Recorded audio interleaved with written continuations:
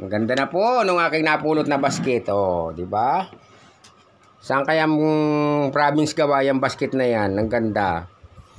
Itinapon na. Pinulot ko po sa basura kanina. Ayun. Nang mabanlawan, ang ganda po. Ngayon, pwede nang paglagay ng mga tuyo, mga pritong isda. At isasabit natin dun sa taas na yon. Ayan. Pagawin po natin ng sabitan. Ayan. Natingnan po ni Sky. Oh. Ni Sky, walang pagkain yan. Oh. Walang pagkain dyan. Tibay pa kaya. Maganda po yung pagkakagawa niya. Oh. Tinapon lang ayaw na. Tinapon lang ayaw na. Tapos yung kanyang handle, ayan oh. Hindi po basta-basta matatanggal kasi nilagay niya ng lock dito. Kabilaan yan may lock oh. Ang galing nga. Ayan oh.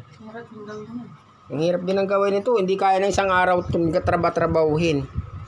Yung pagkakagawa lang po nitong bilit na to, pagkasalukoy, yan, medyo matagal yan. Hindi kaya ng isang oras to. Ito, yan, medyo madali-dali itong pagpulupulupot nitong ganito. Yan. Pero yung paglala, yan, talagang medyo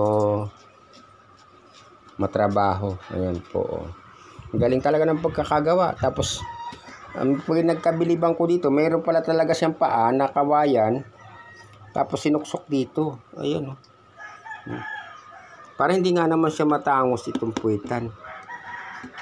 Tumatagal ito na 10 taon na. Kala nila. Kung bibilhin mo, magkano na kaya ito? Wala nyo. Wala nyo nga kung magkano ang presyo nito. Hindi lang siguro 150 o 200. Ayan.